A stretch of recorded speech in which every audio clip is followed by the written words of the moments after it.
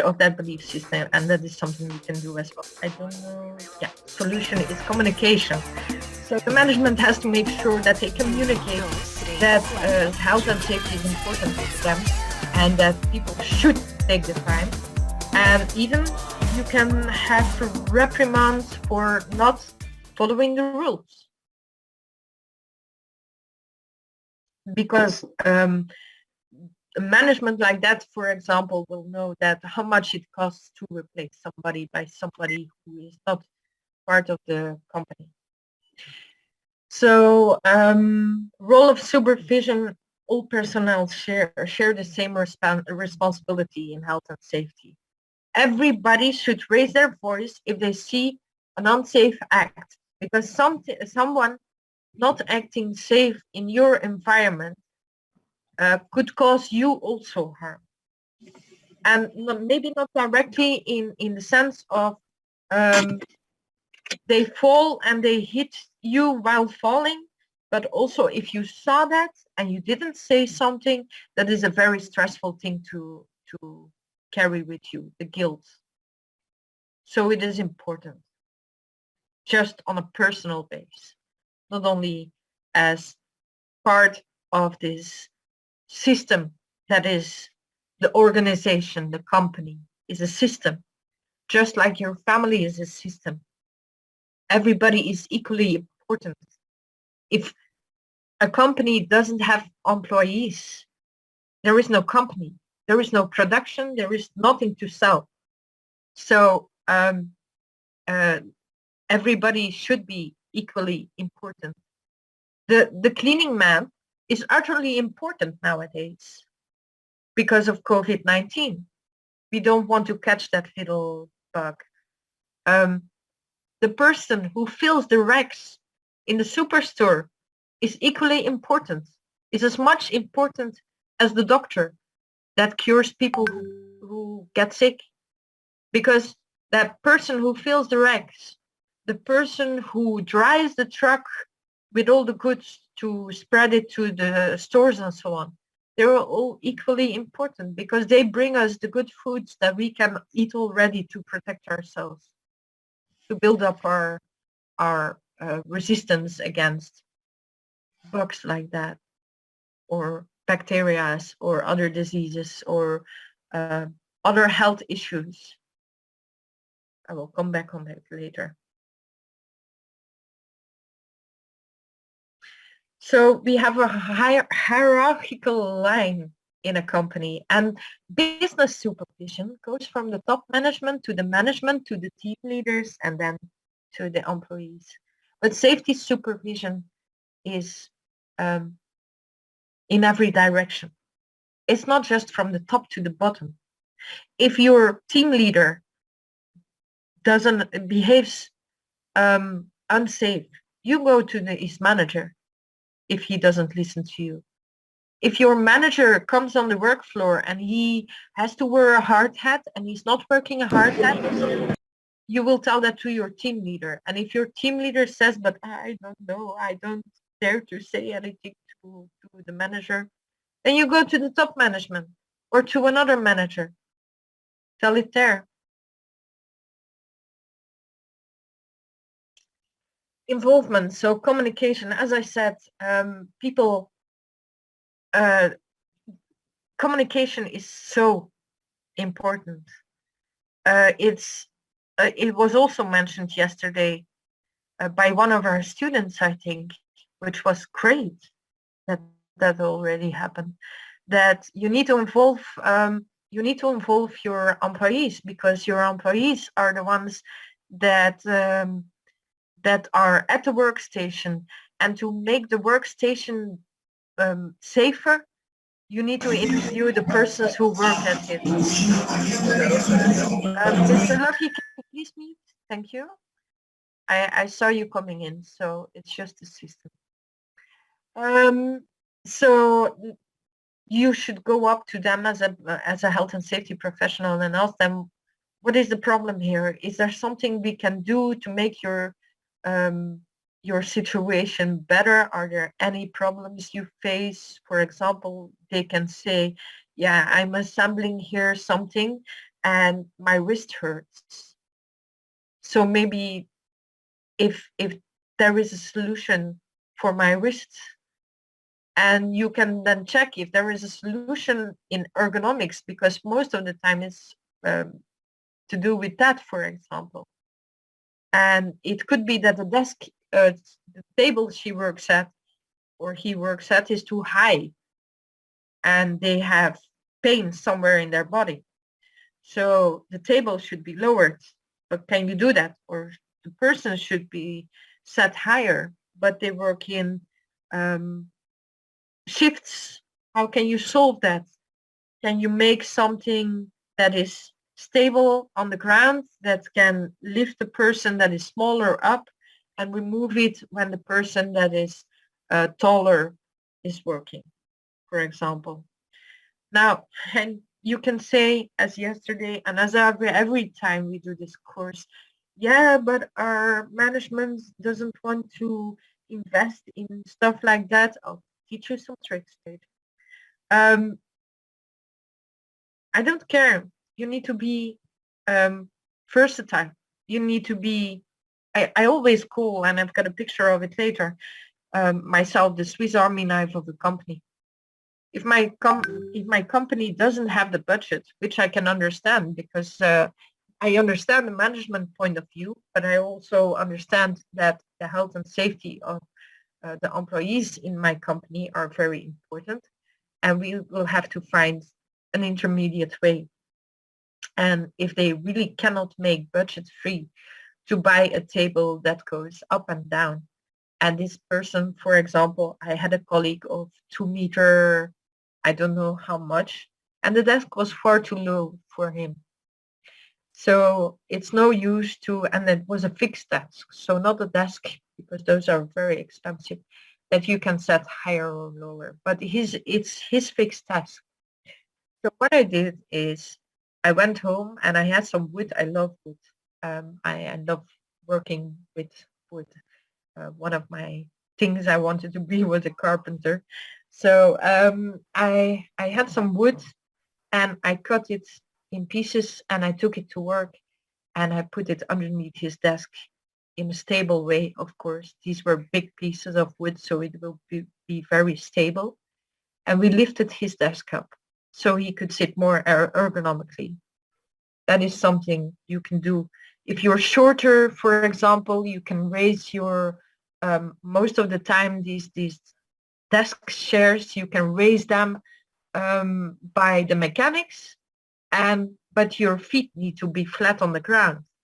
And if you're short, that's very hard to do when your desk is too high.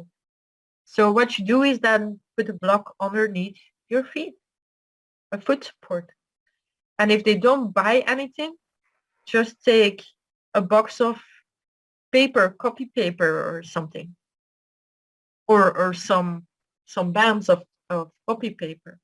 It's a simple solution and it works. It doesn't have to cost much if you are faced with something like that, but make it safe and preferably inform your employer, get his approval. You know, I found a solution. Can we do this? So make sure you get that in writing. So if something goes wrong, he also has approved what you were doing. But please make sure it doesn't go wrong. It's your job not to make it go wrong, of course. So you need to be able to talk to many people, because you need to talk to employees and the cleaning person and the manager and the bookkeeper. So you need to be able to use different kinds of language, because it's your job to make the law texts, which I sometimes think are written by aliens in word use, but you need to understand the laws and make regulations for your company, for example, that anybody can understand.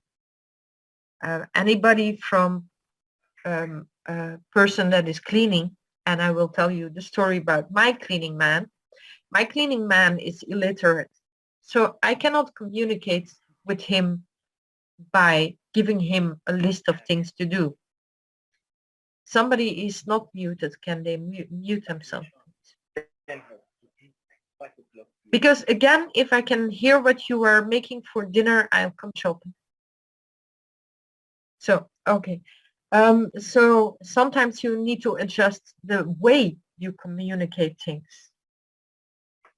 Maybe you have a blind person or somebody who can't hear or hears badly, hearing impaired person, for example, which is possible.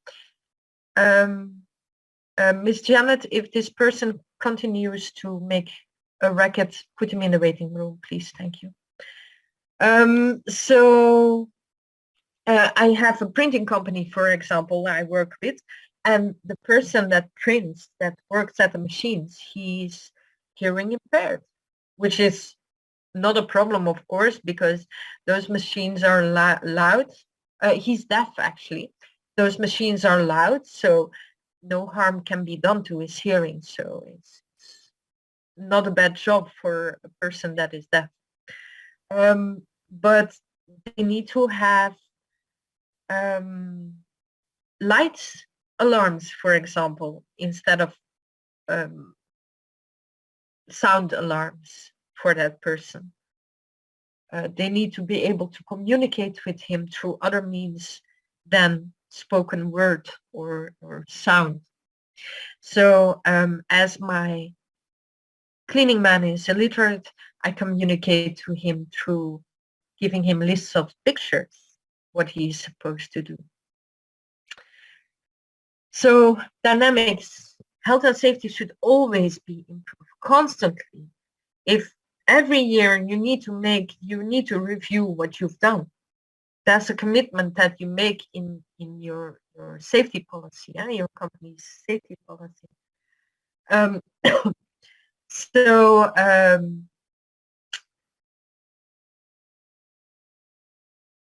you need to communicate to the people. As I said, if you communicate to the people in your company, no matter which position they have, they should be able to be informed about what is happening in the company, what the management is planning to do, what management has done is very important. Otherwise, they always say the management never does anything.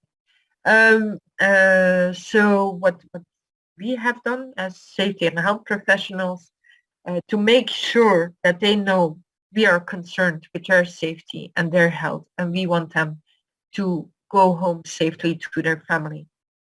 And we want them to work for our company very, very long because they're already skilled to a certain level and they will be skilled more in the future.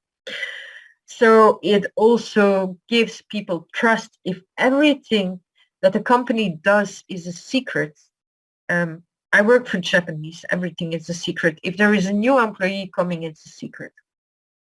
It's very strange, but it gives many of us the feeling like we are the enemy in our own company. So this is what I mean with this system. People, leaders, I will go on with leadership later, leaders instead of bosses, leaders will know that everybody in their company is very important to make their business flourish. So we want people to feel good in our company, to feel safe in our company. So they don't have to worry and put energy or thoughts or be distracted by, I'm not feeling safe. Something can happen. This machine is old. I can have an accident. Because then they're distracted and they make mistakes. Maybe not to that old machine, but maybe they step back and trip and fall on their neck and die. It happens. So it's important to involve them, to give the persons, the employees, the feeling that they are important and their opinion counts. They are listened to because they are part of that company. They are equally important for the company's success. And they on the other hand, also should know that when they are not working, this is my work. How do they call that?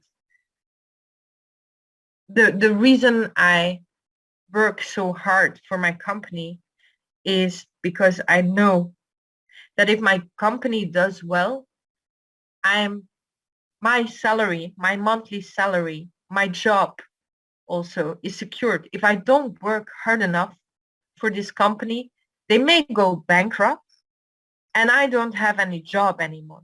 Work ethics, that's it. That's my work ethic.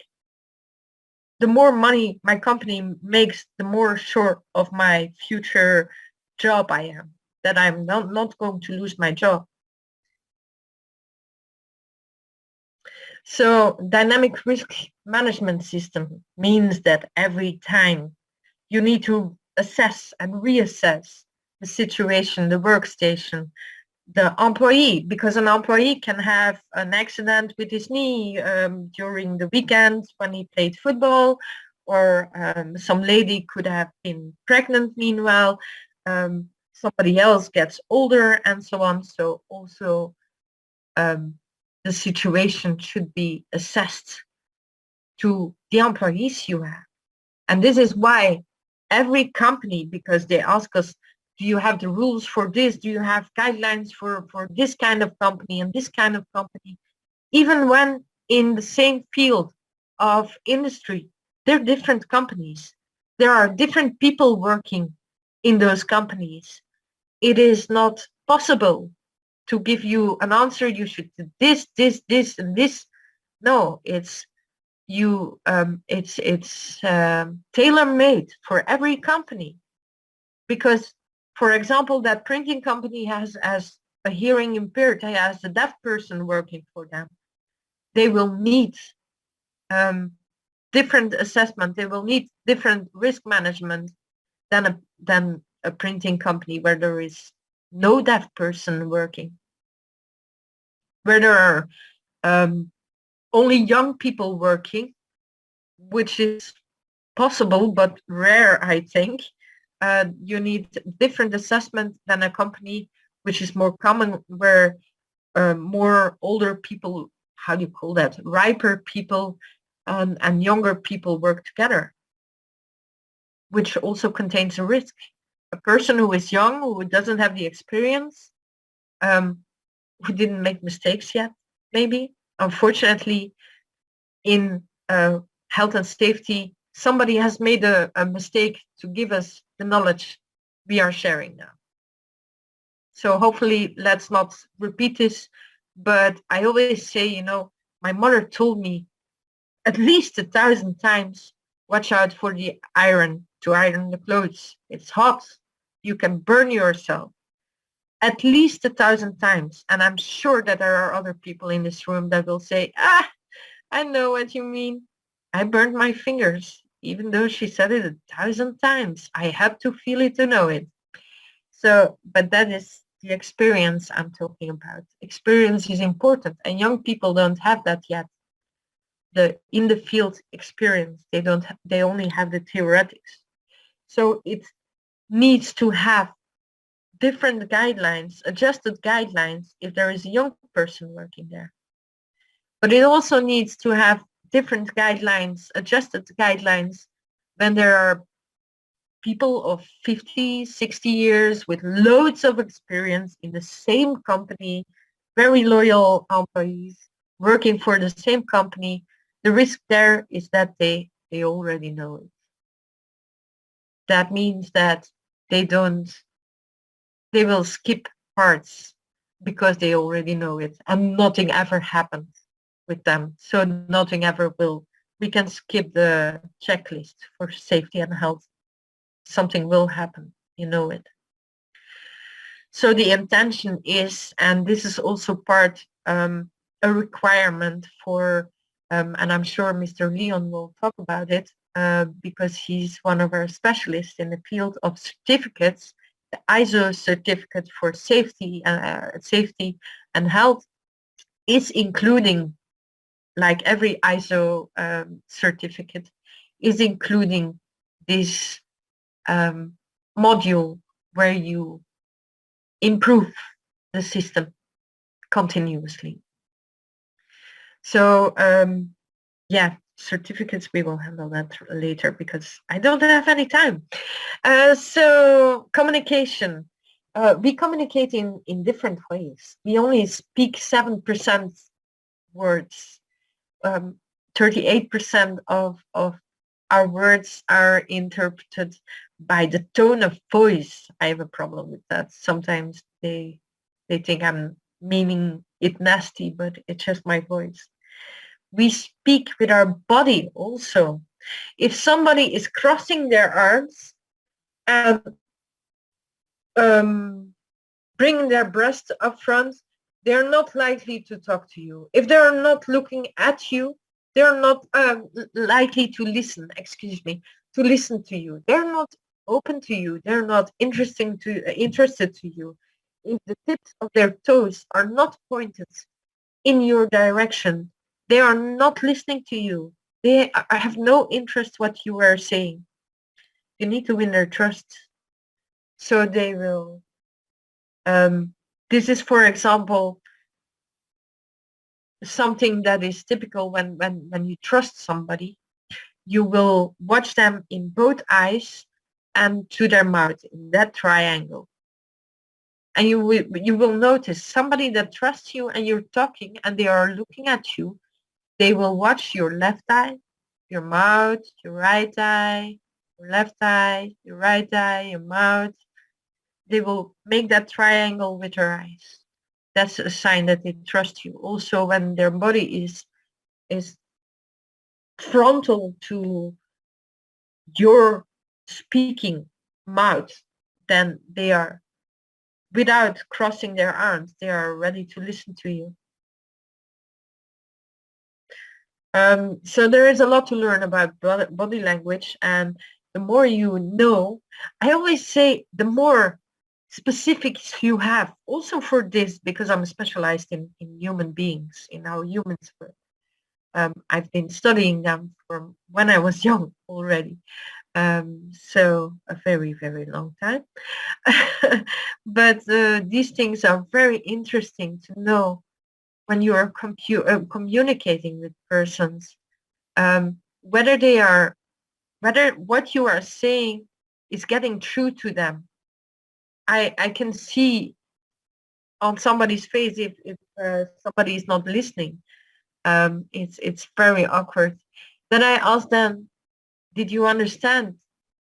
Yeah, no, actually not, but I didn't dare to say it. So that is very helpful when you want people to understand something.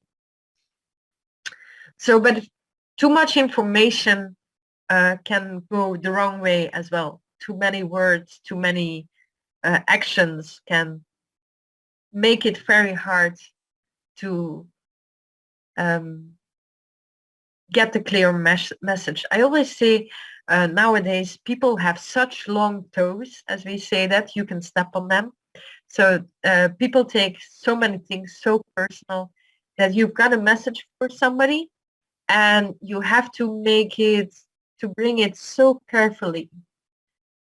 Choose your words so positively and instead of realistic, and with flowers and wrapping and ribbons, that in the end you don't hurt a person, but the message didn't get through, and it's so annoying sometimes.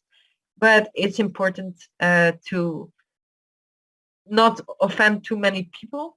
Also, try not to offend too many people because we need them to listen to us. You need to win their trust, and I will tell you why later.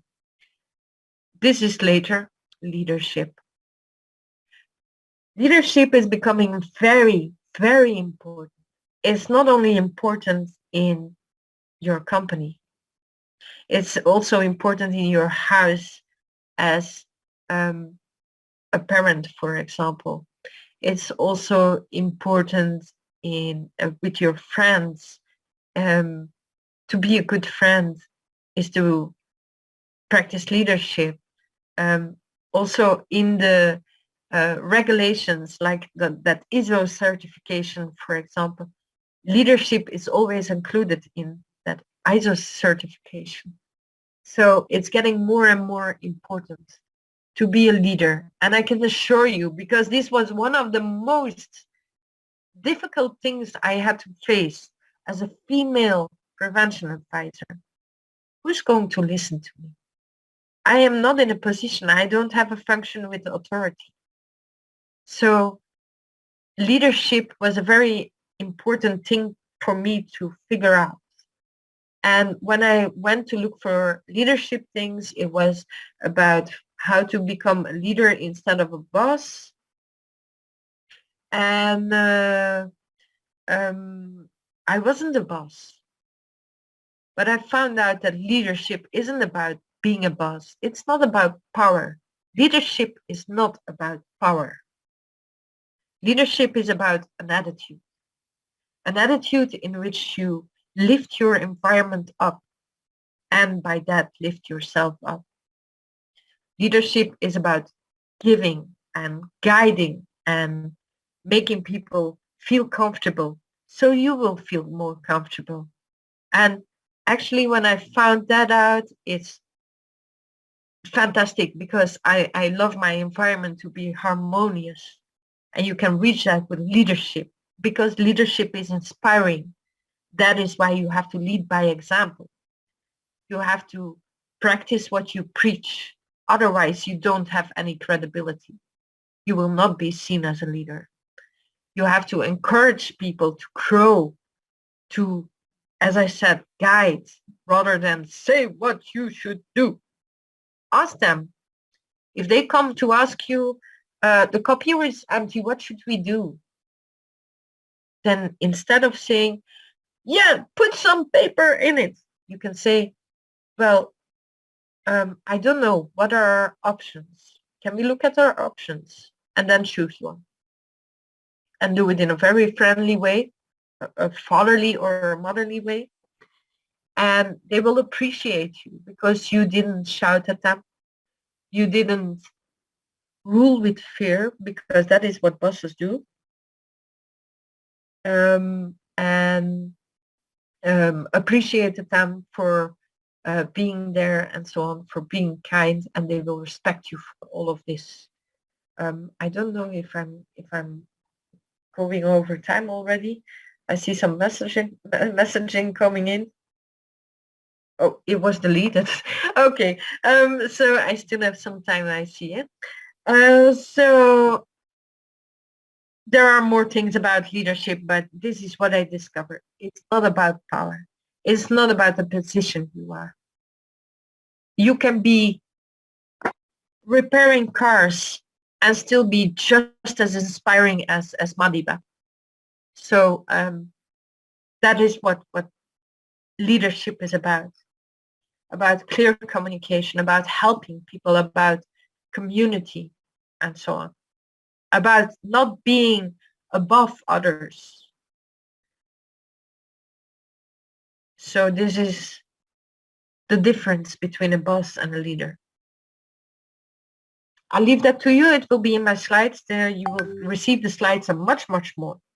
Something really important, because as we said yesterday with the example of Mrs. Golden, Miss Golden, I'm sorry, is training is a big part of prevention. So if a staff is promoted to the hierarchy line and becomes a person that was really, really good at his job, at making something, now becomes the manager of people that make something. He's not in charge of his job anymore. He's in charge of people that are doing the job he did before. So that means they are managing people, not a job. So that requires education again. That should be on your training list. Again, leadership courses. Huh? So you should, as I said, not be above people. Go to the work site, follow the same rules. Make sure they understand you're not this perfect fake person that nobody believes you are real. because this is what happens in this world, also in marketing. Everything that is in these courses applies everywhere. It applies at the home, it applies at marketing, it applies at stores, it applies at friend circles, it applies at your country, it applies on to the world. So if you go to the work site, just ask. Like this is also something that is about that body language. Just talk to them, get to know them, because if you get to know them, they can trust you more, because you're interested in the person, not just a number. And next time, because you asked, do you have children? And they said, yes, I have children, Lisa and Lola, and his eyebrows went up, or his voice went up when he said something. What are your hobbies? Oh, I like swimming so much. The voice went up. Probably the eyebrows went up. That means that's something important to that person. Try to remember it. It's also done in business. It's called rapport. So next time you see them, ask them, how is Lisa? How is Lola? And they will go like, wow, this person, they really appreciate me because they remembered my daughter's names. It's the same with talking also. If you talk a few words of the language, I work in an international company, in a European head office with Japanese persons. We have Vietnamese, we have Italians, we have Germans, we have so many different, I can't remember all, Polish, Romanian, I'm not going to mention them, Portuguese. If you know a few words in their language, even if it's hello or how are you, and those are simple things to remember. Even if it's few words, they will appreciate it so much. They will like you 10 times better. If you, I don't know, in Ghana there are, I think, also different dialects. Of course, in Nigeria there are also different languages. If you, I'm going to take Nigeria because I know Nigeria better than Ghana at this moment. So if you know a few words Ibu and a few words Hausa and a few words Yoruba, everybody will love you because you're interesting. You're interested in them. You're making effort towards them, and that will win you their trust. I'm sorry, that was difficult to figure out. So ask them how is it going at the working place. Ask their opinion. Is there something that is bothering you, or something you think that can be improved, or what would you do to improve this or that? Involve them. Win their trust. Those are all things you should consider. And make them aware that it's their health, so it's important that they follow rules. Make them understand that this is about their life, their family. If their family loses them, their family may not have money to survive. So it's important for the employee to keep being alive. And I'm going, because I don't think I mentioned it separately, so please write it down. There are 3 ways to learn. There is repetition, and we all know that every school in the world uses repetition. They will make us repeat everything 100 times, 1,000 times until it goes from our conscious memory in our automatic brain. It's like in the beginning when you learned how to tie your shoelace, it was really hard and you really had to think about it. Now you just do it. It's in your automatic brain because you repeated it so many times that it became an automatism. Then you have admiration. So if you admire somebody, you want to be like them. And you will learn how to, you will want to find out how they do things.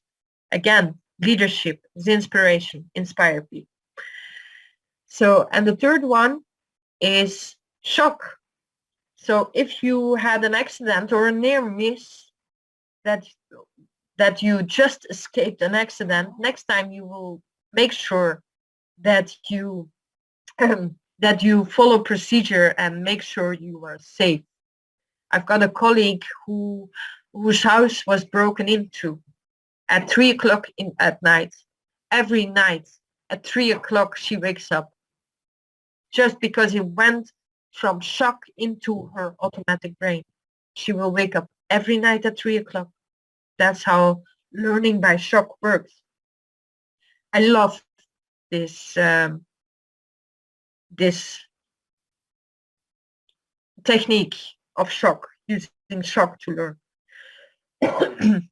I've got a colleague, prevention advisor.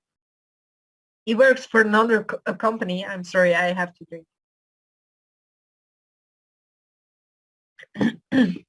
He works for he works for a big company, and he's also a big, strong guy. I know it's not really correct what he does, but I love his way, because people in his company will know. People that use the stairs but are watching their phone while they are going down the stairs.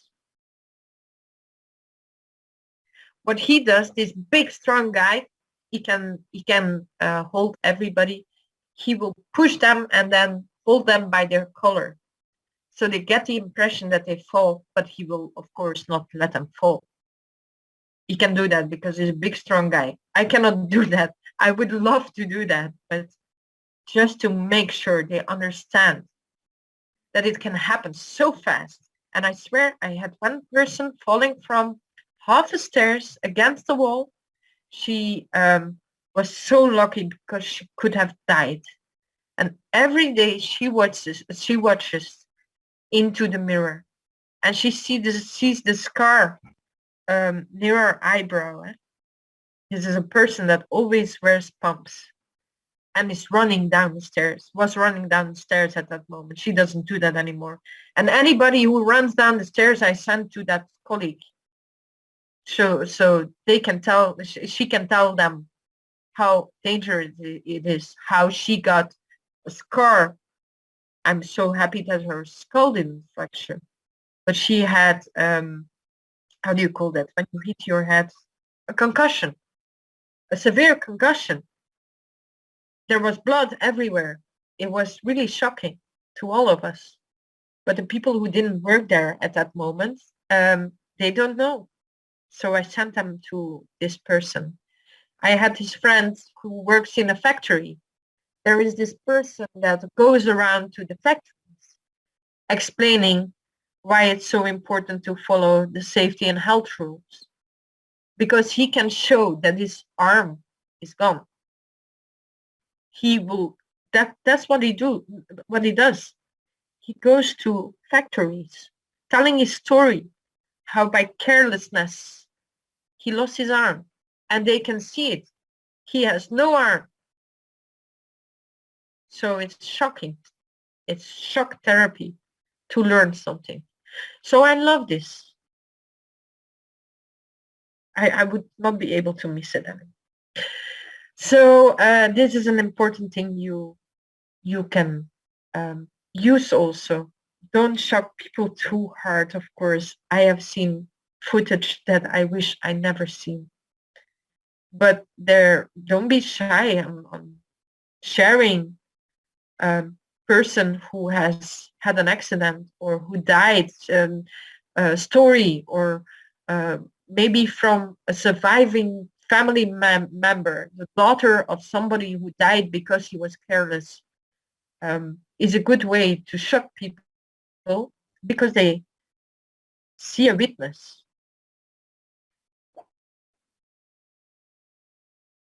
But I was talking about leadership.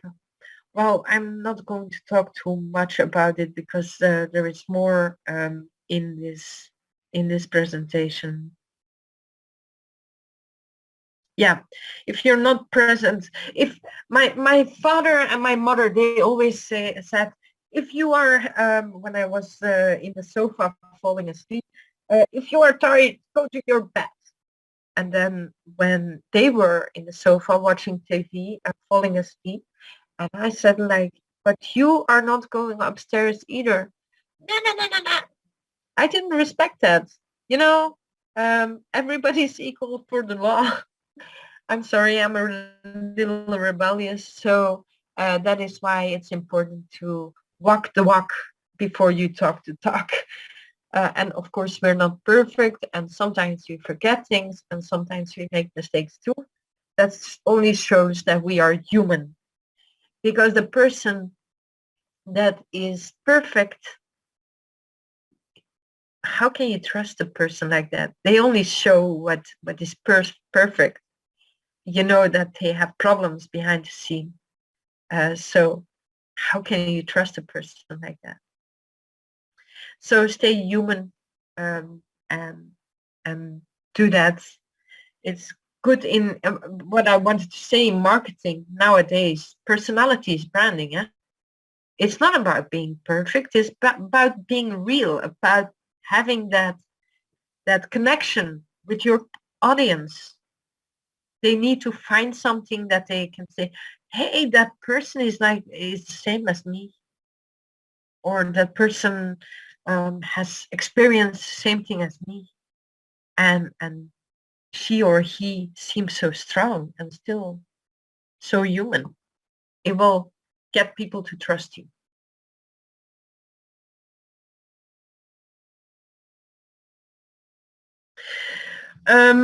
So I would like to tell you, please ban words like stupid, useless, idiot. You know, if somebody tells you you're an idiot, are you feeling like you want to do whatever he has to say or listen to whatever he wants to say? I don't think I don't think I will do it. If they call me useless, they can solve their own shit. Or if they say you're so stupid, you cannot do anything right, my answer will be, if you can do it better, do it yourself. It's just not helpful to say that. If you feel it, it doesn't mean that you're not human when you think, oh, what an idiot. Oh God, I'm surrounded by idiots. Every day I'm surrounded by idiots, but you don't have to call somebody an idiot. Sometimes I wish I was an octopus so I could slap 8 people at the same time, but so many idiots. But I don't tell them because I know not everybody has the same focus. We work with people, and just like you will be more and more aware about your environment and the hazards in it and the risks in it, and uh, focused on safety and health, about better living through safety and health. Somebody else will be more focused on being popular. But this job is not a popularity thing. If you want to be popular, you should go in marketing, or you should become an actor or a singer or something, not a occupational health and safety professional. We're not here to be popular. We're here to protect people. As I said, it's a mission. And what I believe, and this may sound very radical, is that inspiration is the same as manipulation. Only if you inspire, you do that for the good of others, and you profit from it yourself too, because others are getting better from it. But manipulation is because you want something. It's for yourself. It's selfish. You don't care if other people die, as long as you become, I don't know, rich and famous and so on.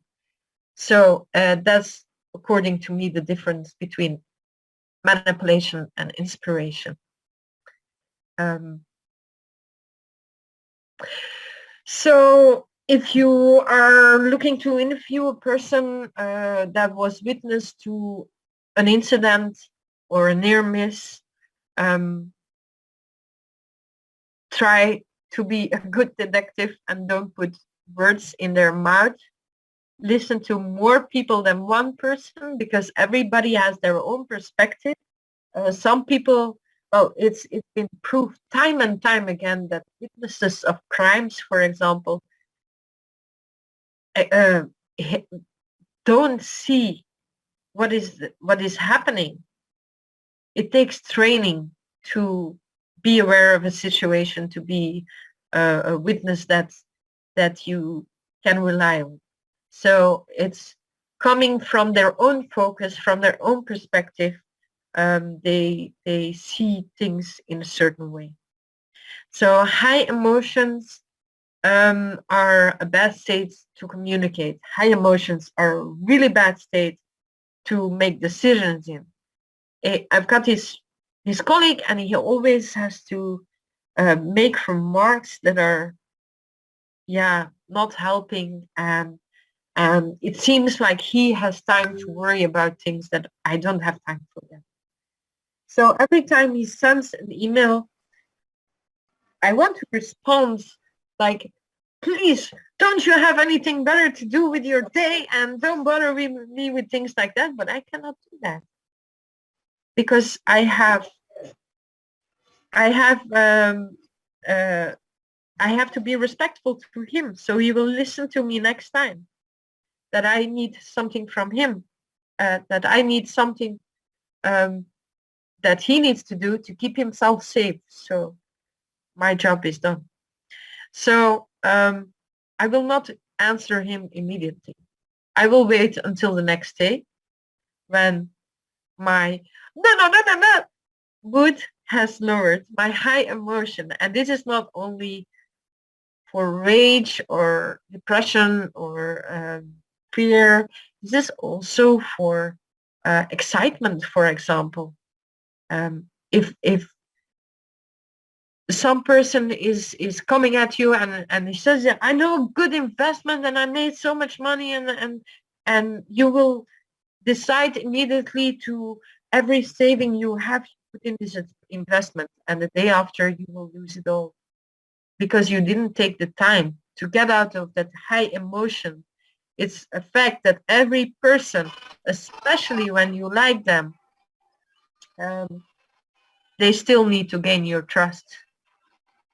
Especially when you like them, you will not think too much about what that person is saying. They will still need to gain your trust because you're worth more. Please remember that.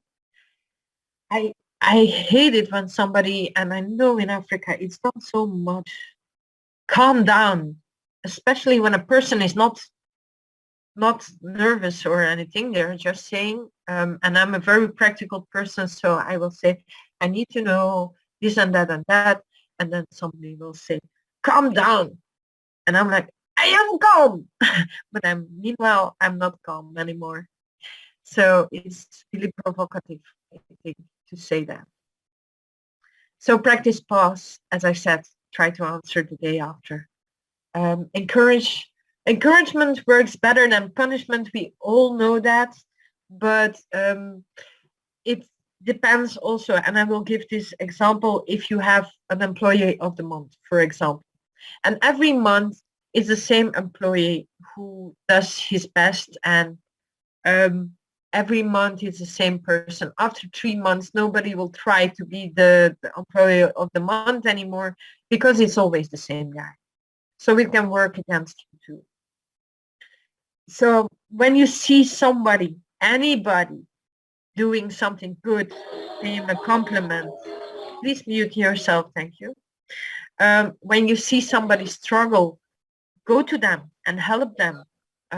Guide them into a better position, a better way of working, a better solution. You know that if a person, and you know that because you know yourself, know yourself and you know other people. We are 90% the same person. I often get this remark that, else you're like an African, and I'm like, no, I'm like a human. So we have a lot of traits that we have the same. We are extremely different in that 10% that we aren't the same. Even boys and girls are the same. 90%. It's very interesting. So when I do something wrong, I'm punishing myself already inside.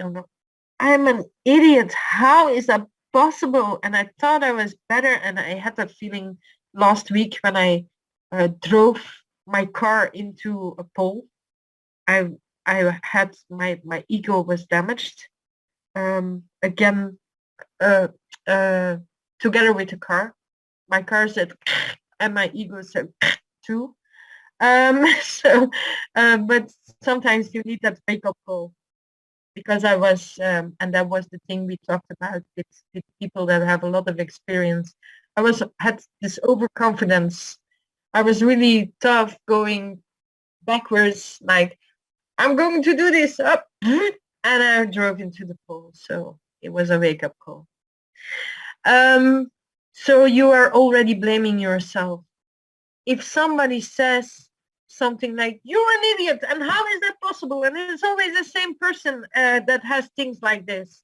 It makes you feel even more bad. And that's not the intention. We don't want people to feel bad about themselves. We want people to feel valued. Because when they feel valued, they want to do things for us.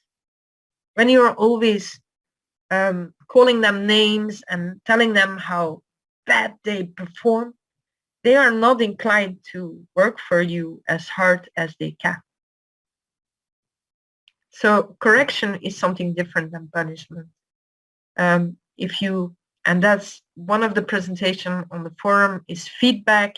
You will learn a whole lot from that. I'm checking my time because otherwise they're going to chase me. I should chase this a little bit more. So correction is another approach than punishment. You know, if your parents, if you didn't have a good grade and they said, you will never make it, you will never become anything, you will have to marry rich because you cannot take care of yourself because you're so lazy. We all have that. Let's not do it to our children. Thank you. Be a leader as a parent. Instead of saying, you know, I know mathematics is not your thing, so you've got a 6 out of 10, which is not bad, or even a 5 out of 10. It's not. And next time, if you have a problem, or maybe you want somebody to help you understand mathematics more, we can work on that. That is the way you should talk to somebody. Now, you did something wrong. Well, something went wrong, not you did something wrong. Something went wrong now. So let's see what we can do. Can we find a solution that suits us both? Because a solution is not good for everybody, yeah? But there are more solutions to a problem. But you need to be consistent. If there is a punishment, well, a punishment is a bad word, but if somebody repeatedly makes the mistake from not following the rules, you need to be strict. You need to be disciplined and say,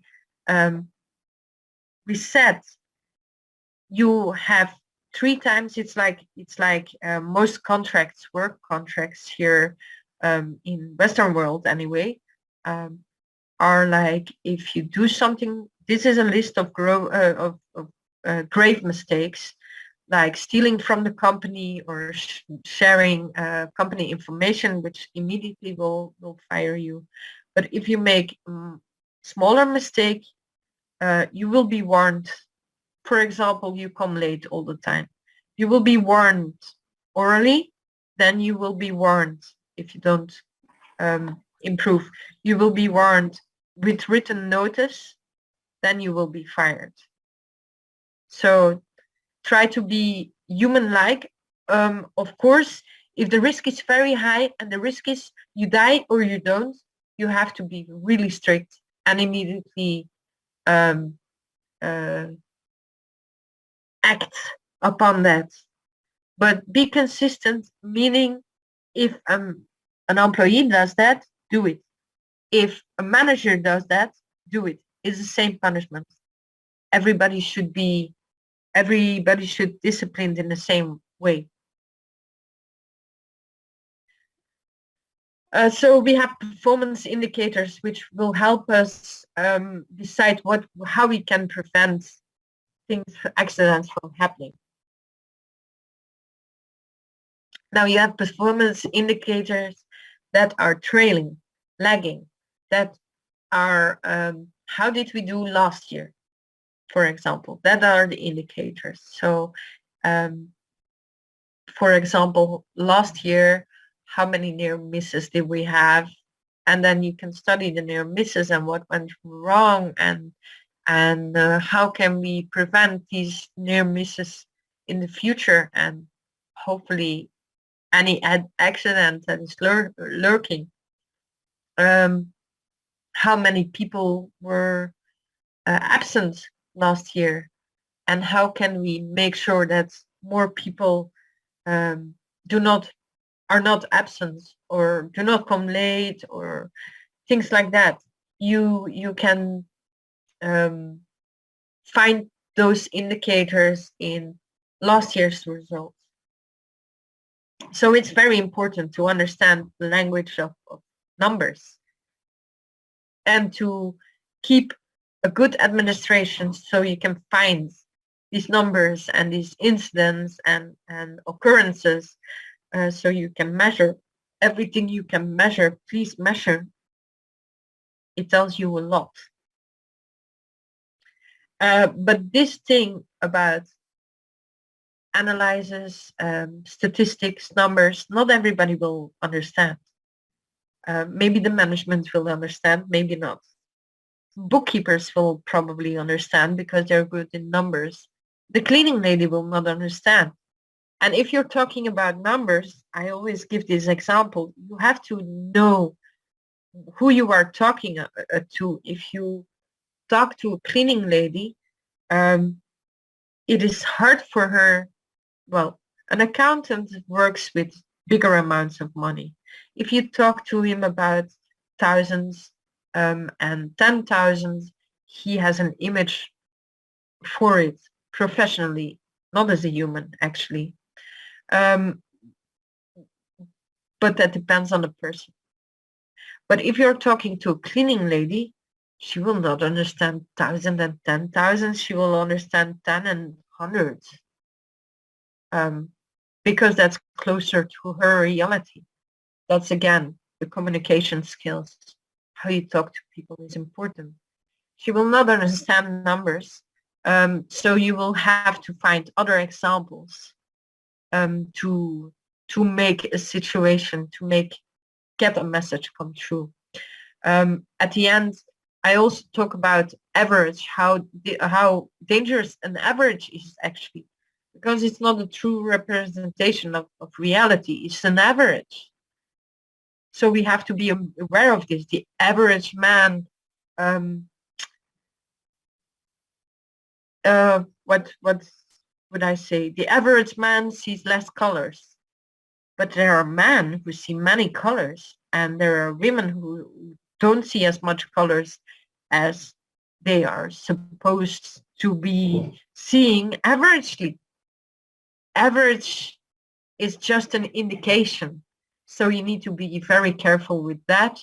You also have the median, but if the group is not too big, it's much more informative if you watch every individual.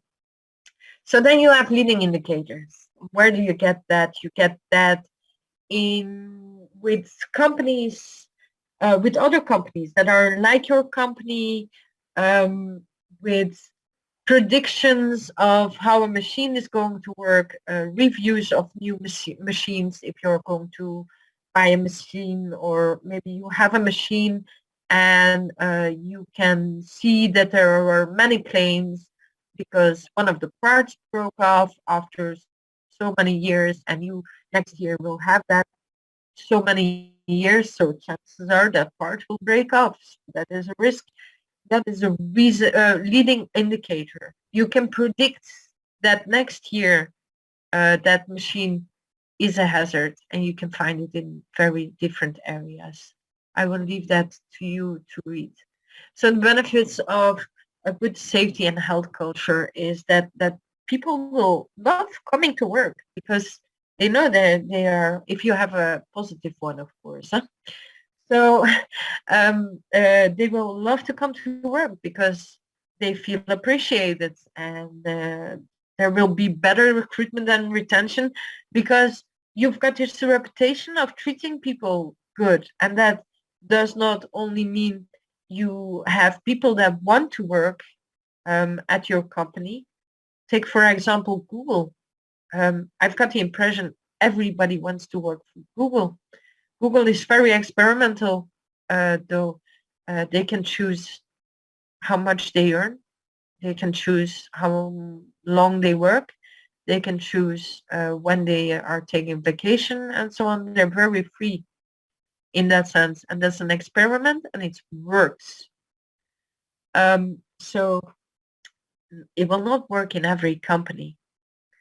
And you attract a certain kind of people, but you will have to make sure the right people get into your company then, of course.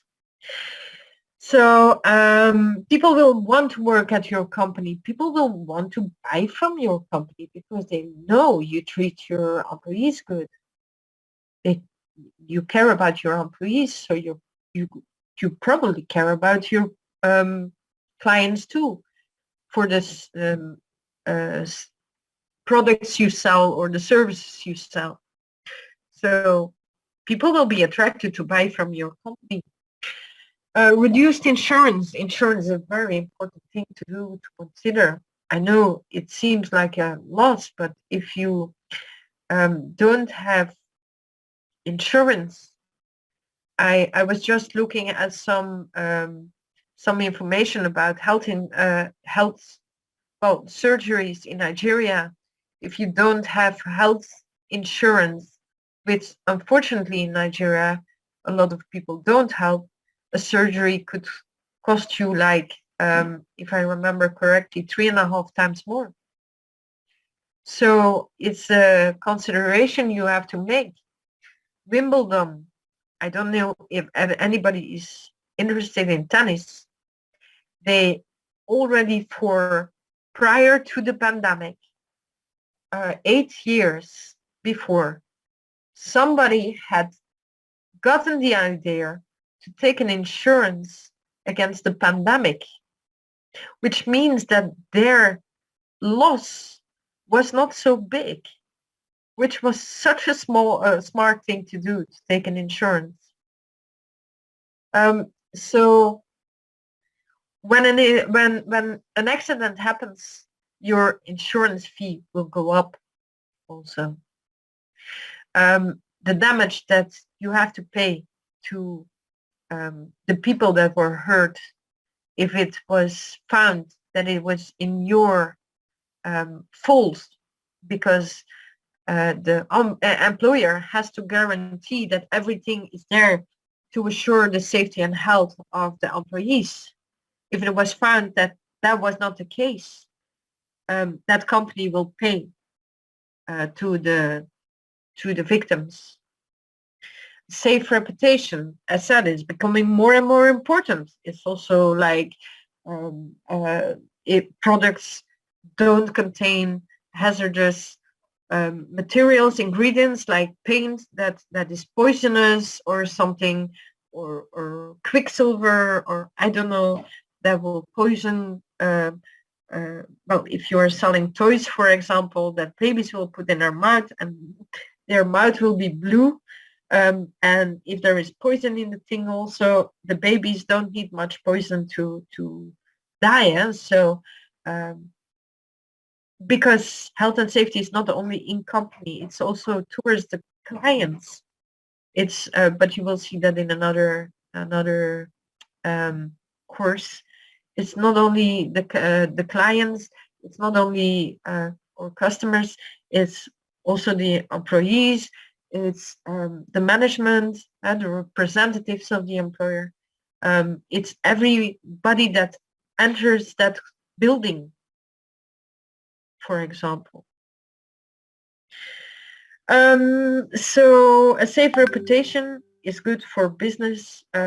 Also, other companies that you have to make contracts with, they will be more easily choosing you over a company that doesn't have the safe reputation, or that reputation that they treat people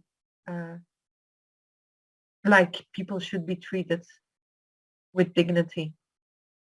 So a happy worker is a good worker. Oh yeah, better productivity, of course, if people are feeling comfortable and appreciated, they will work 100% for you.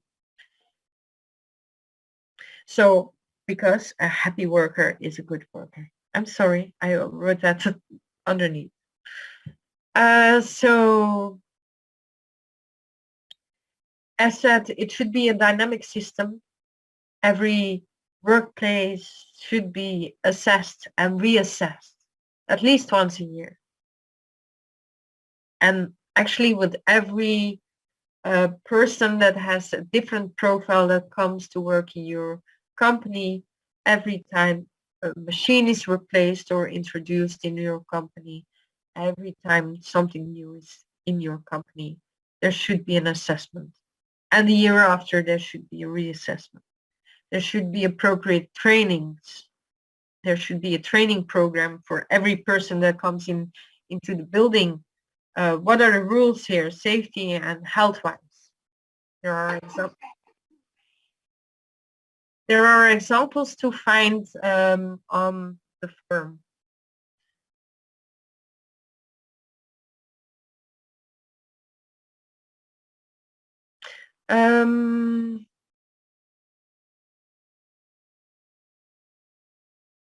So more evidence, we already handled this.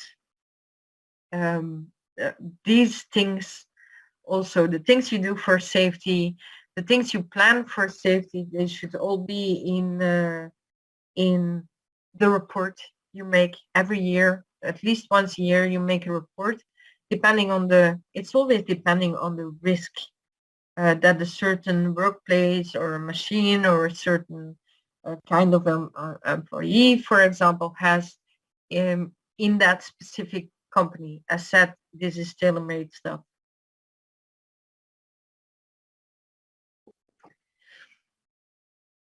I'm going on because I'm going to be late. This is the hierarchy of controls, and it will be repeated. Remember, repeating is a way to learn something.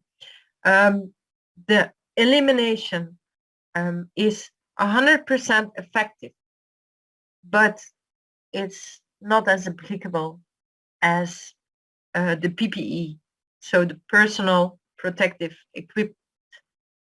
It can be applied always. You can always ask people to wear PPE, but it's least effective because it depends on the goodwill of employees.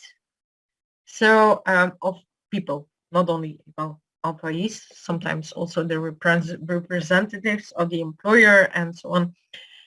So elimination is fairly obvious. You just get rid of the hazard. Substitution, for example, you can replace a machine with a safer machine.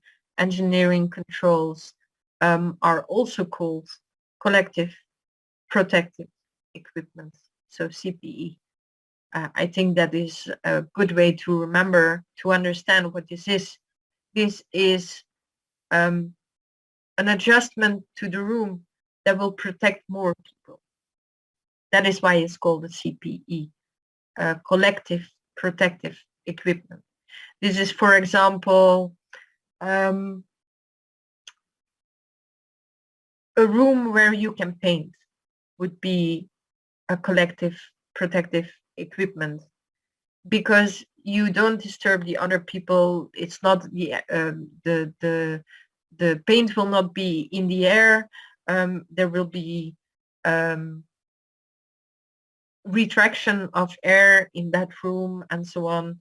or compartmentalization of for fire, for example, is also an engineering control. It's a collective protective equipment.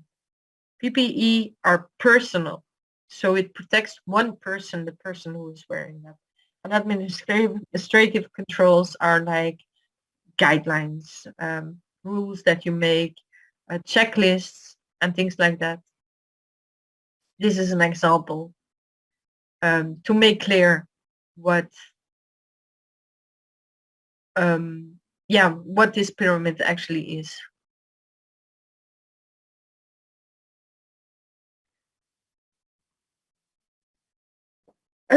So you need to keep an administration, you need to keep it to protect yourself in the first place, that you made the effort. I know it's different in a lot of countries. In my countries, we are advisor, it cannot be held against us. If we make an advice and the employer follows it, and it's wrong, it's still the employer's fault because he agreed with us, because we are merely advisors. But in most countries, you have the responsibility in that. So if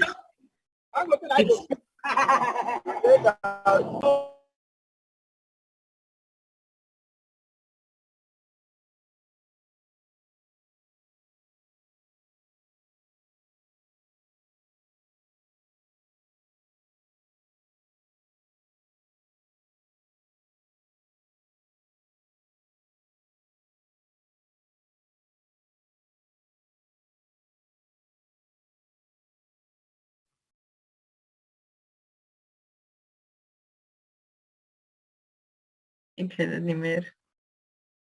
I'm sorry, I'm confused now. I was muted and I didn't see the microphone to unmute myself. From current slide. Can everybody still see my screen? I'm sorry. Yes, please. Yes, please. Okay.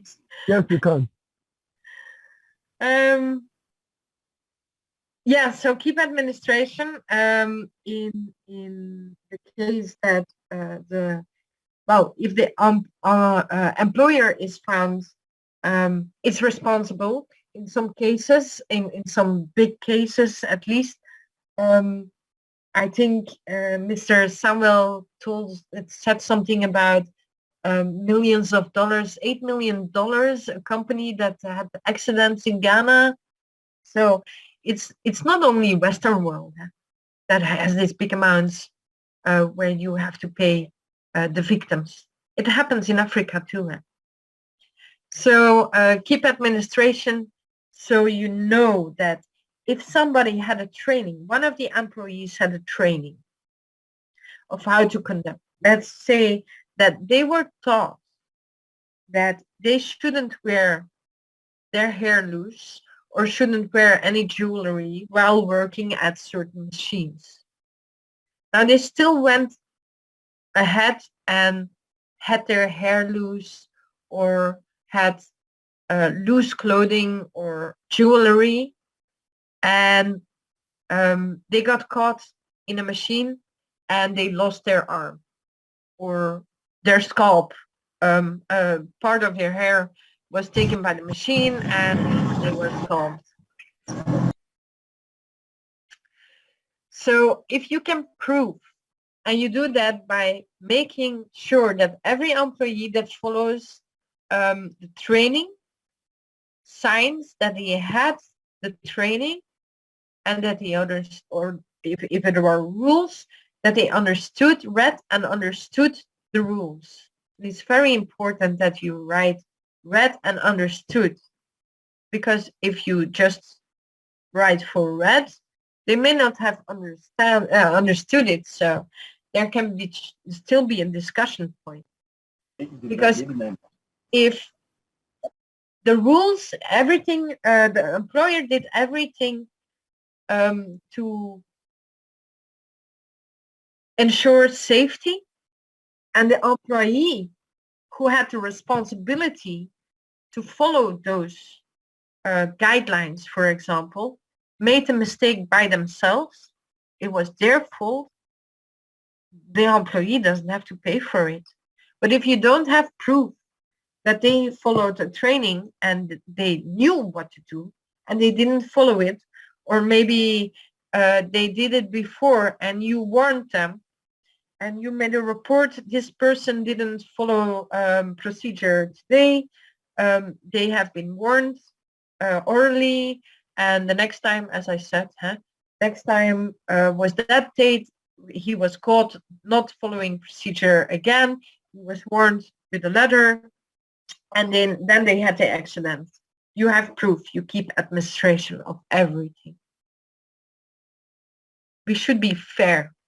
That is our job. There is nobody above another person in health and safety. Everybody is equal. It's a law that goes for everything. Everybody can die equally. Yeah?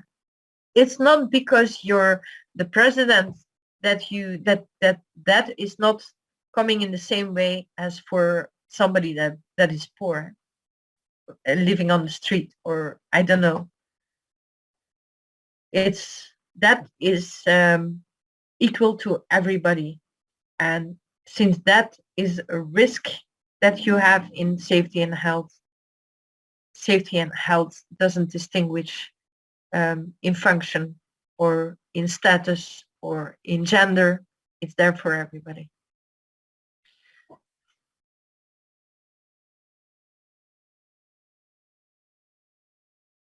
So these are things you can say. We already spoke about what you say to employees to make sure they understand how important health and safety is, that it's their life. I told you yesterday, you're the prior stakeholder in your safety and health.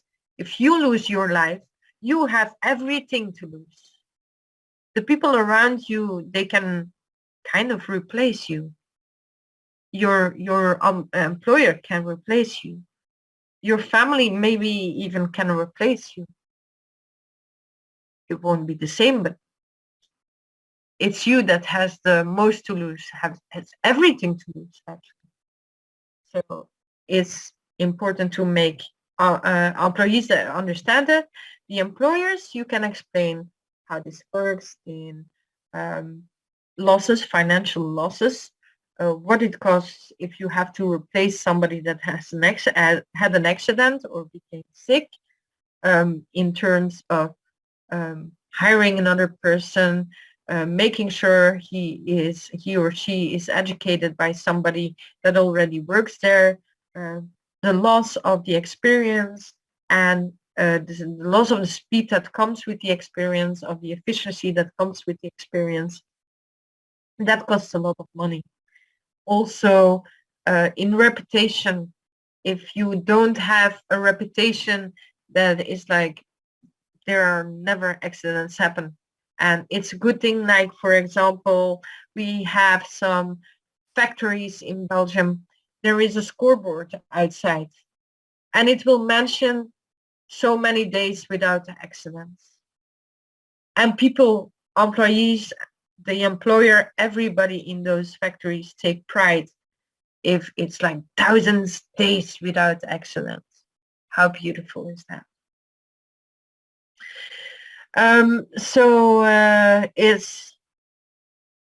It's good for your image as a company also.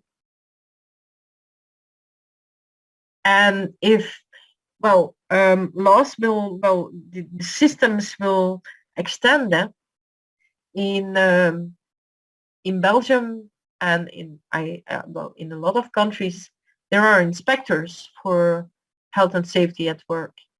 They come without warning to check if everything is all right in your company. If your company is not making grave mistake, if there is a big problem in your company, a very high risk, they will close your company because they will stop production immediately. Close your company. So we will have no income, no production, and then they will fine you every day that you didn't resolve that problem. High amounts, huh? It's not to laugh with. So there are many reasons why safety and health is beneficial also for the management. So you have your own knowledge. You are very special people. You are here. There is a reason why you are here. Whether you chose to be here or somebody sent you to be here, it means that you are a special person. Don't be mistaken. It takes a certain person to do this job. And they sent you, or you chose this because you are exactly the right person that can do this job. This caring person that is smart and can absorb a lot of knowledge, is resourceful, is a problem solver. That's why you are here, all these things. And that is what it takes to, that is what it takes to be a occupational health and safety professional. It means that we have knowledge and we should be proud of. You are now in a course, you already have more knowledge than anyone that didn't do a course like this. And actually anyone that didn't do this course. You can ask specialists because you're only human, eh? You only have, your skull cannot expand, so you can only have knowledge about certain things, about certain fields. So I know nothing about, well, not much about electricity, but I know a lot of ergonomics, and I know something about environment, and I know a lot about the human psyche. But I don't know anything about which ladder to use. I have to look it up or ask a specialist. And that is what we offer, by the way, with OSHAssociation. If you become a member, you have access to a worldwide network of specialists in all fields. If you need the help, we can get you into contact within our network. That is one of the positive things of our organization. And you will have to do your research. Always try to keep updated about the newest technologies. I don't need it, but I had the chance to follow a webinar about drones for inspection of machines. I don't think I will ever need it, or maybe there will be a day and somebody asks me, I have to do this machine, but nobody can reach it and we don't know how to solve it. And then else goes like, I know a solution. Why don't you use a drone for inspection? So you never know when it comes in handy. So yeah, it's important to keep administration for yourself, also to measure your progress, to prove your progress also to the outside, to management, to the employees, and so on. It's important to be able to track everything. And the rest we already mentioned, I think. So the annual report should have information like standard information, the general info, like who is responsible for health and safety in the company, who are the members of the committee, which you will learn of, also the health and safety policy, the goals, the structure, the contact persons, like who to contact with fire, who to contact for first aid, things like that. The results of last year.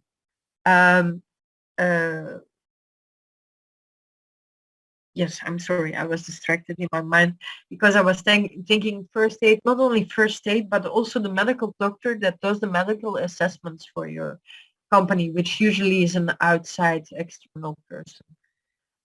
So the results, how many near misses, how many accidents were there, how many absences were there, how many people got hurt, how many days were they absent, things like that. How many people were fixed employees, how many were interns, things like that. So the achievements, what did we do to enhance safety and health in the company? And then the future plans include not only future plans, projects and assessments, which I told you every assessment should be done at least once a year. Depending on the risk in your company of that workstation, that machine, even a ladder, it depends on how much it's used. Whether you do that once, ladders, yeah, ladders in offices, for example, once a year is okay. But if somebody that washes windows uses it, it should be inspected every day, or at least every week. So it should be assessed more regularly. Which trainings were provided to whom? Always mention also with the future plan, who is going to execute it? By when is the target date? Do we have a budget for it? And what is that budget? So you have guidelines to, goals to direct yourself, that you know who is doing what. Are the team leaders doing that? Is one of the employees doing that?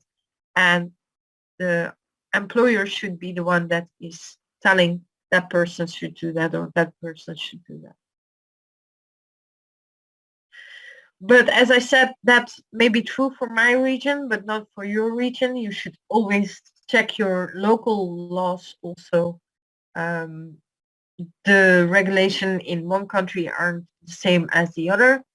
But check the laws, please. I hear too many times that we don't have privacy law in Nigeria, for example. I said, no, you have privacy law in Nigeria. The Privacy Act. Go and look it up. People don't know it exists, so please check. Or contact your OSHAssociation administrator for more info.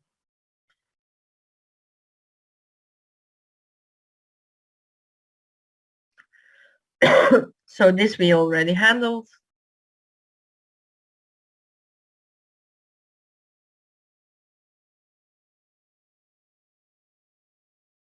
I'm sorry. So as I said, it shouldn't be the goal to be popular. We should focus on needs also and not on wants. Meaning people can want a lot of things, but people don't always request what they need. And they need to be safe. They need to be healthy. That is what they need. They don't need company clothing in another country, color or something, for example. That's a want. And it's a fantastic thing if you also can go for the wants, but you have to concentrate on the needs because you are saving lives. That's your focus. That's your job. You are keeping people healthy and alive.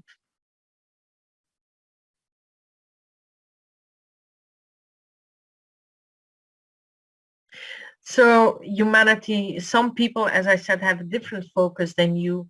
As I said, some people will be focused on popularity first and will make selfies even when their life is at stake. As you can see, these danger with the selfie sticks was a thing they had to make. I think it's Japan, that they were hanging on a cliff to make the best selfie with the selfie stick, and so many people fell off the cliff. Things like that. It happens everywhere, unfortunately. This social media has provided us with another risk. So fasten your seatbelt while seated. Life vest, life vest under your seat is not so important. This is a funny one for a lot of people, but how many people do you know that fasten the seatbelt and then go sit on it because they don't feel like wearing it because they're annoyed by wearing it. And otherwise, if they don't fasten the seatbelt, the beep from their car goes beep, beep, beep.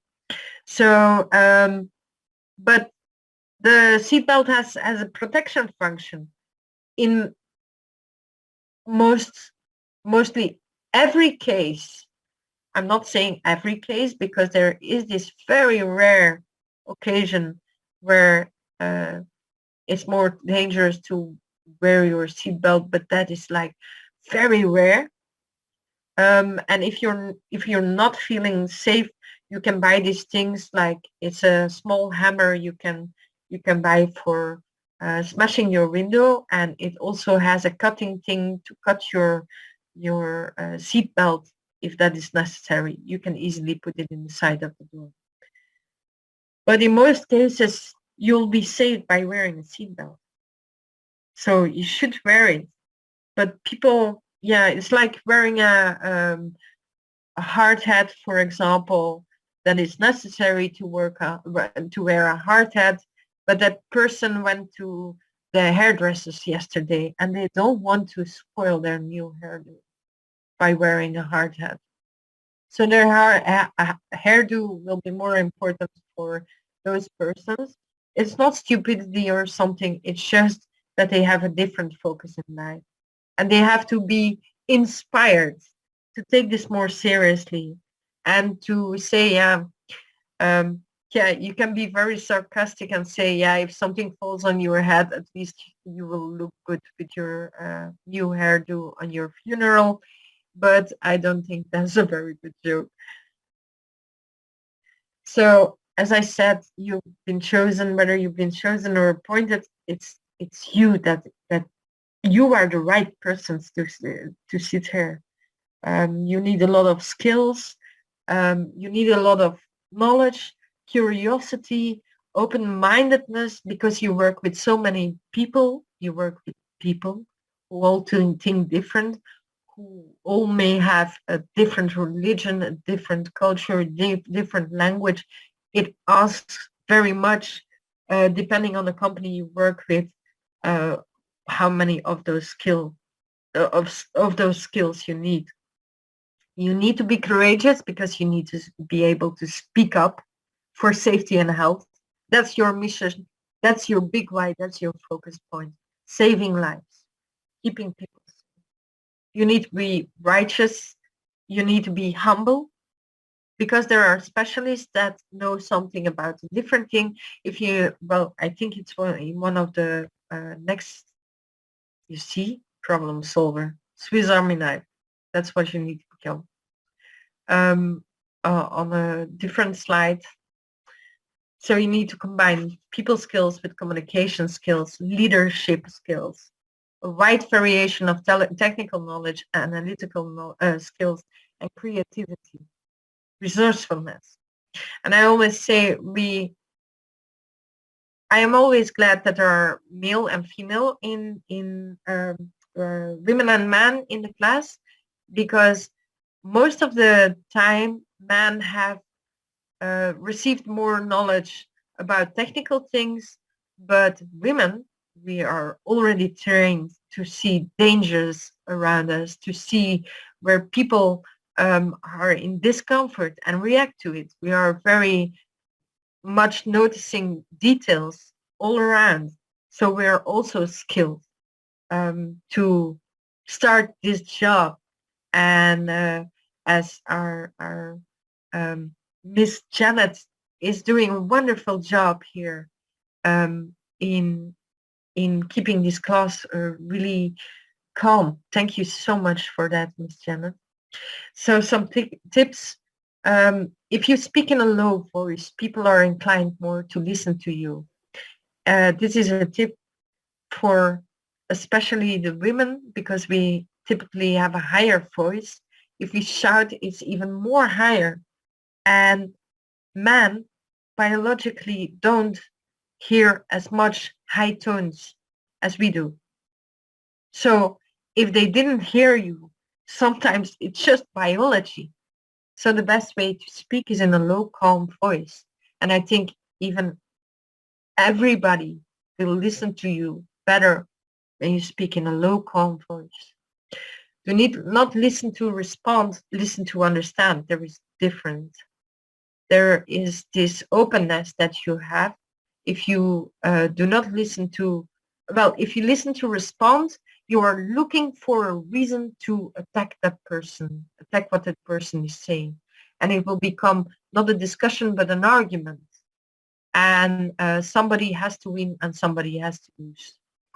So do the identity switch. What I mean with that is sometimes it helps if you can try to put yourself in that person's shoes, that they may have another situation. Why would they react like that?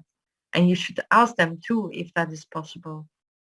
So inspire and lead by example, practice pause, speak with confidence. As I said, you already have more value than anybody who didn't do this course. You need to have a strong why. The strong why is saving lives, keeping people safe. Be confident, but know that you only have a tip of the iceberg of all the knowledge that there is for safety and health. So listen to other people. I always say you can, well, it's not my saying actually. You can learn from 3-year-olds. As I said, I'm interested in people. I would rather listen to a child because they are not soiled by all these rules and social rules and theatrics that adults follow. They will be open and communicative and saying what is on their mind without filters. Adults mostly have too many filters. So when a child speaks, I listen because I know that they will observe different things than adults do.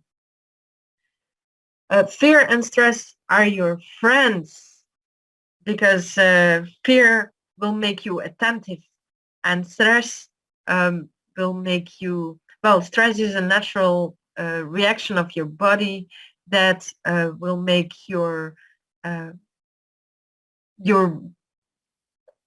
adrenaline and so on, that will make you stronger. Stress is a thing that will make you lift a car when your family member or your friend is underneath it. People, you heard these stories about people lifting a car. It is, stress is there for you to survive this situation, for you to overcome this situation. So again, know others by knowing yourself. Yeah, fear is good as long as it's not anxiety. Anxiety is bad. Fear is actually the same thing as excitement, by the way. It triggers the same reaction in your body, if you think about it. If you're nervous to go to a performance tomorrow, or you're looking forward to a party, you will not be able to sleep, you will get heart beatings, and you will sweat and twist and turn in your bed and be nervous, feel nervous, is the same thing. It's just the way you look at it, and stress is the same thing. If you think stress is a negative thing, your veins will get smaller. It's been researched scientifically. If you think stress will help you and you say that out loud, I did this experiment, it was fantastic. And it sounds silly at first, but if you do it, you will feel the effects. Stress is my friend. Stress will help me overcome this obstacle. And your veins will stay wide open. So your blood and the oxygen in it can reach every area you need to overcome that obstacle. So please see it as a positive thing. Everyone is extremely unique, so everybody has a different focus. Not everybody is focused on safety and health or whatever you are focused on. Ready-made. So if you have a boss and you need a solution for something, you need to give him, everybody can go to the management and say, there is a complaint. This is not working, or there is a problem and this is a problem. And they will even not listen to that person because it's the 20,000th person that came to tell them this, and they already knew. So if you go with a complaint to the management, bring a solution. Bring something that is ready-made. They don't have to think about it. The more they have to think about it, the difficult it will become to make them. So bring them a solution. You know, we need to find this is a challenge in our company, and it's making us lose productivity, and people are not pleased about that. Now I have suggestion. A suggestion here is the what it will cost, and here is what it will exactly be, who will provide it, where we will do it, and so on. And one moment, please. Yeah, I don't know how to.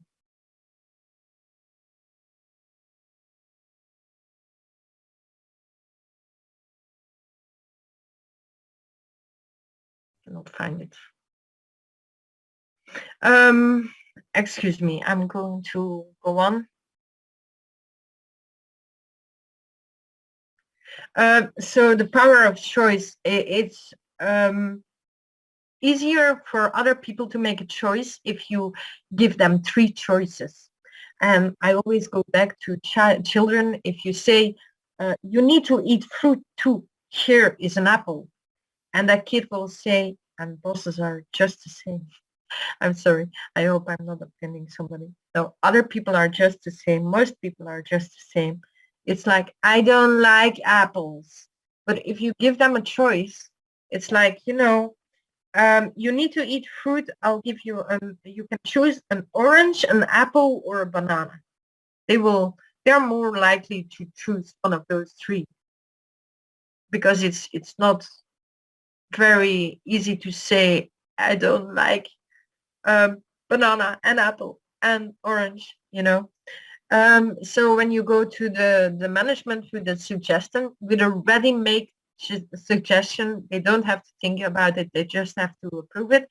Then you make 3 examples and take different prices, but make sure they are good solutions, and they will be more likely to choose one of them. Be curious, always keep updated because everything is evolving, everything is getting better and smarter and so on. Think out of the box, that is clear. It's like if with the wood, if you don't have a solution, get a solution, suggest a solution out of your resourcefulness, change your language. As I said, there are words you shouldn't use. Try to change difficult in challenging. In that way, life is an adventure. And it's your job, it's not your business. Set boundaries. What I mean with that is, for example, there are people, as I said, people don't leave their emotions at home. If they have domestic violence, you maybe want to help them because you're a caring person. And it hurts your heart that somebody is suffering like that. But this is your job. So you have to set boundaries. You can, for example, give that person addresses to go or numbers to call that can help her home situation. And of course, if she's hurt or he's hurt, because guys get domestic violence at home as well, then you make sure that they have a job that they can execute with their injury, you know. So decide how far you will go as a professional health and safety person. So words you should scratch from your vocabulary. Idiot, you're stupid, you will never get anywhere, you're so lazy. I already know what I told you with overconfidence. After you have years of experience, you think it will never happen to you because you are experienced. Overconfidence. It is impossible. It cannot be done. I hear that so many times. In my country, that is impossible. It is only impossible if you haven't tried. If you have tried it maybe 10,000 times, that's how much they say that Edison tried to make the light bulb. So no try is no winner.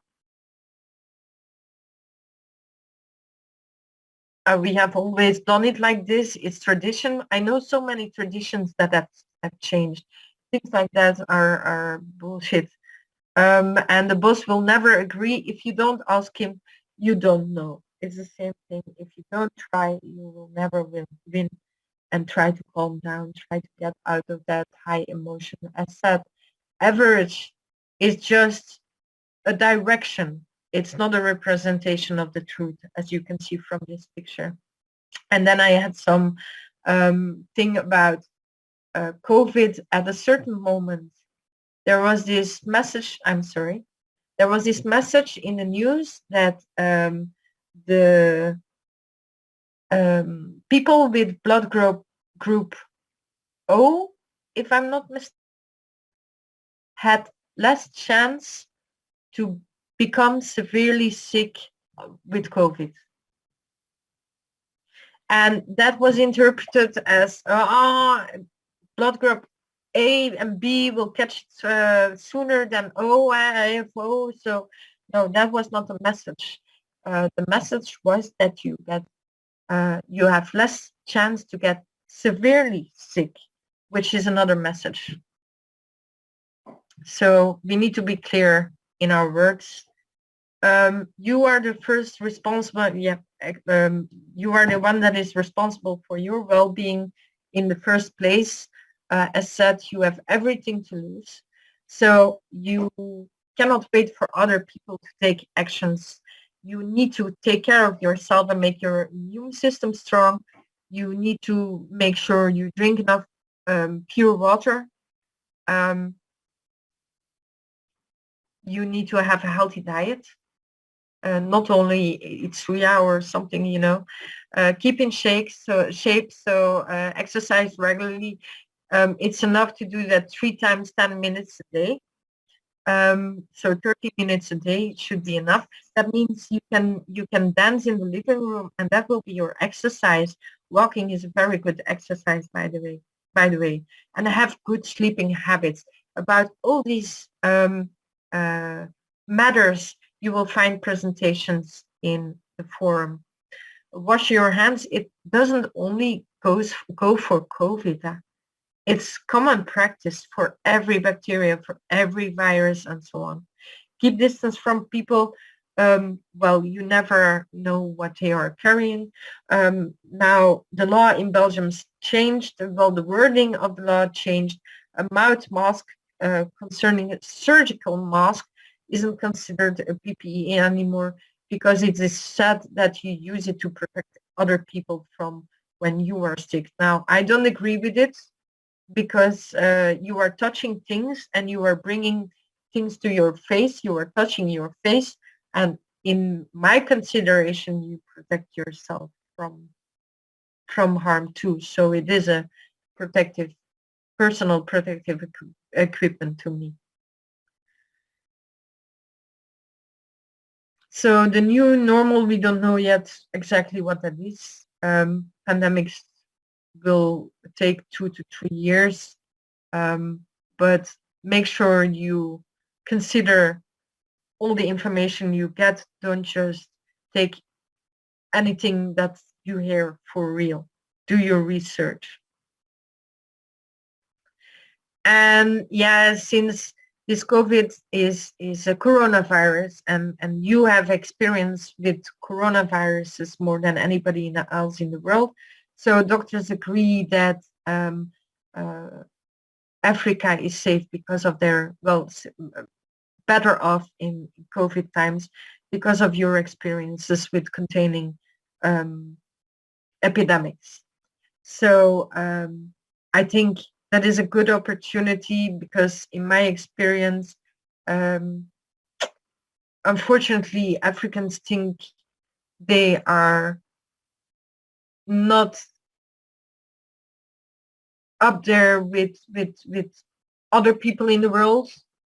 concerning development and ability, knowledge, and so on, go out there and get it, because I have never ever met anybody so hungry and so smart, so intelligent than African people. So please stand up and make your continent shine. I will be joining you soon, by the way. So that was my presentation. I'll stop sharing. I have, I said I have, okay, I'm going to check. Okay. Yeah, okay. So I went over time again. I know. But that is just me. Damn it. I have so much, but I will spread it soon, because I have the risk quadrant for you also, but I will send them all. First of all, before any remark, we're going to thank you very much. Please, dear delegate, let us give a round of applause to the Queen. Else, you know, as I was saying earlier, that her course is really immense. It's an immense course. It's the heart. Because we talk about adopting safety culture, you know, safety culture. We want to make it a culture. Well, if you have 2 good days, you continue enjoying this presentation. And each time we listen to her, we learn a lot. Thank you very much, Ernst, for the wonderful work done. We really appreciate you. We appreciate, especially your patience, being patient and calm. Because we are here, we are not concerned about the timing, but we are concerned about the input, what we gain. And as I always said, we're going to shoulder responsibility in the near future, each one of us. So these are the assets we need to carry on. Thank you very much. I believe the delegates have taken good notes. Yes, notes, you need to take good notes. We're going to deliberate on the note tomorrow, because we want to show consideration for those who need to travel some miles before reaching home, or those who need to arrange their affair. But tomorrow, at the onset, we're going to tackle with question and input from your part. I believe you have them. Briefly, permit to let you know that tomorrow we're going to have, yes, a fantastic course. Our lecturer is going to come from Ghana, and we want to talk about course 103, Health and Safety Management System. Once you understood this course clearly, it will help you to understand other courses that are coming. So be prepared tomorrow. Or at the beginning, we're going to deal with any question or input you have regarding course 104 from ELSE and all your inputs. Now, quickly, let me call on the governor. Here we have our governor, Honorable Janet Olaleye. Please, you have the floor as we are rounding up quickly to the end. Please, can you unmute yourself, madam?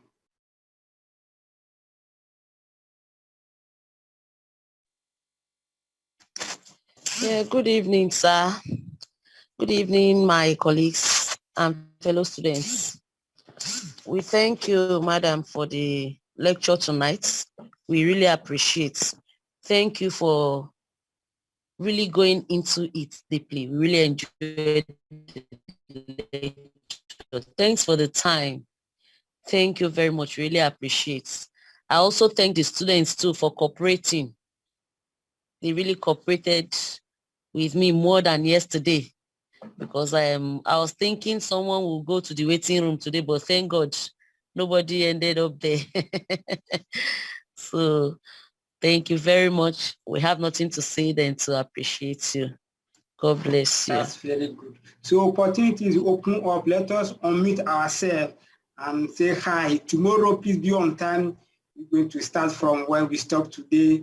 Please, those who are traveling, drive safe.